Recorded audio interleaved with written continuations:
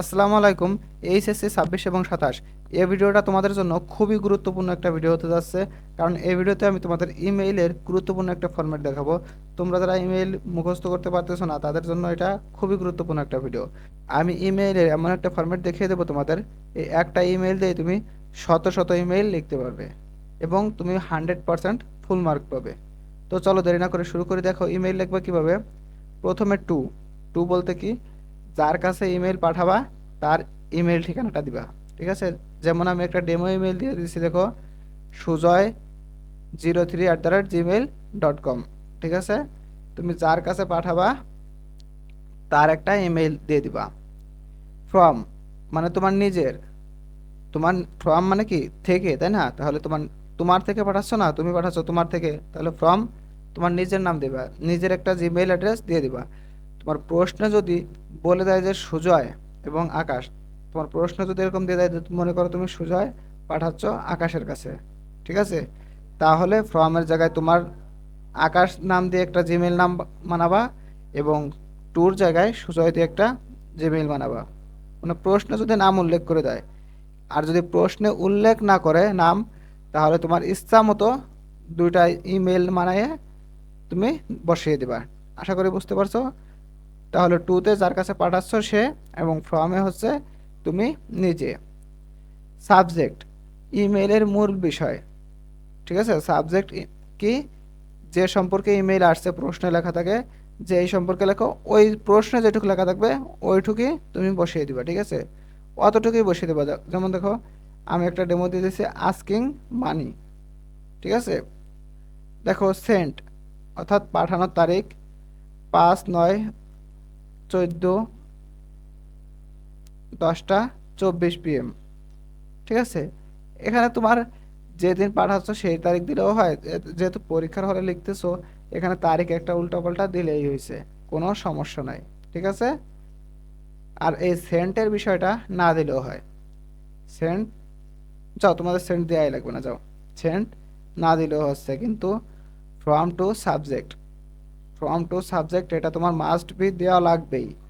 Saint না দিলেও হয়, দিলে ভালো হয়, না দিলেও সমস্যা নাই, কিন্তু ফ্রম টু সাবজেক্ট এই তিনটা না দিলে তোমার ইমেল ডাইরেক্ট জিরো পাবে। ঠিক আছে, ডাইরেক্ট জিরো। আশা করি বুঝতে পারছো। দেখো মাই ডিয়ার অর্থাৎ যার কাছে লিখছো তার নাম, এটা হতে পারে তোমার মা, তোমার বাবা, তোমার ভাই, তোমার বোন, যে কেউ হতে পারে। ঠিক আছে, তাহলে দেখো at first take my cordial love, প্রথমে কি আমার অন্তর থেকে ভালোবাসা নিও। I hope you are quite well by the grace of almighty Allah. এখানে তোমরা যারা হিন্দু ধর্মাবলম্বী আছো তাদের ঈশ্বর দিবে। ঠিক আছে, তাহলে কি I hope you are well quite, sorry, I hope you are quite well by the grace of almighty Allah. আশা করি আল্লাহর রহমতে তুমি ভালো আছো। I am also well by the grace of almighty Allah, আমিও আল্লাহর রহমতে ভালো আছি। তাহলে কি বলছো, তোমরা যারা হিন্দু আছো তারা ঈশ্বর দিবে। I received your email yesterday, আমি গতকালই তোমার ইমেলটি পেয়েছি। Thank you very much for your email, তোমার ইমেইলের জন্য তোমাকে ধন্যবাদ। আই অ্যাম ভেরি গ্লেড বা শকড দ্যাট, দেখো এখানে কোন সময় তুমি গ্লেড দিবে এবং কোন সময় শকড দিবে। যখন দেখবে আনন্দের কিছু বোঝাচ্ছে, সে ভালো আছে, সে কোনো একটা আনন্দের কোনো জায়গায় যাবে, অর্থাৎ পিকনিকে যাবে বা তার বাড়ি একটা কোনো অনুষ্ঠান, এসব বিষয় হইলে তুমি গ্লেড দেবা। ঠিক আছে, গ্ল্যাড মানে আনন্দিত। শকড মানে দুঃখের কিছু, তার মা মারা গেছে, কিছু একটা হারিয়ে গেছে, এসব বিষয় হলে, অর্থাৎ দুঃখের কোনো কিছু হলেই শকড এবং আনন্দের কিছু হলে গ্লেড। ঠিক আছে, দ্যাট ডট ডট ডট মানে এখান থেকে তুমি ইমেইলের মূল বিষয় নিয়ে 8 থেকে 10টি বাক্য লিখবে পারলে, আর না পারলে 2টি বাক্য, সর্বোচ্চ 2 থেকে 3টি লেখাই লাগবে। 2 থেকে 3টি বাক্য লিখে দিবে। আর 10 আউট অফ 10 পাইতে গেলে তোমার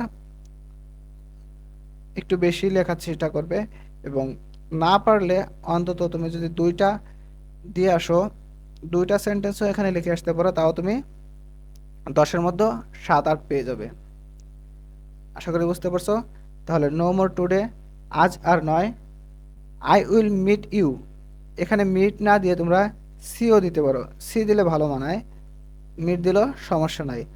I will see you within very short time, তোমার সাথে কি আমার খুব দ্রুত দেখা হচ্ছে।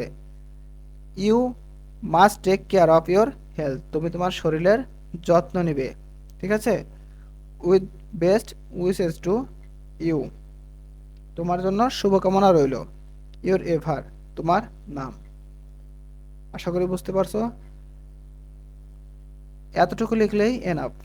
তোমরা যদি 10 আউট অফ 10 পেতে চাও তাহলে একটু 4-5টা সেন্টেন্স অন্তত লেখার চেষ্টা করবে মাঝখানে, এবং 10 আউট অফ 7 বা 8 পাইতে চাইলে তোমরা 2-3টা সেন্টেন্স মধ্যখানে দিতে পারলেই তুমি ফুল মার্ক পেয়ে যাবে। তোমাদের যদি বুঝতে কোথাও অসুবিধা হয় অবশ্যই কমেন্টে জানাবে, আমরা তোমাদের বুঝিয়ে দেওয়ার চেষ্টা করব।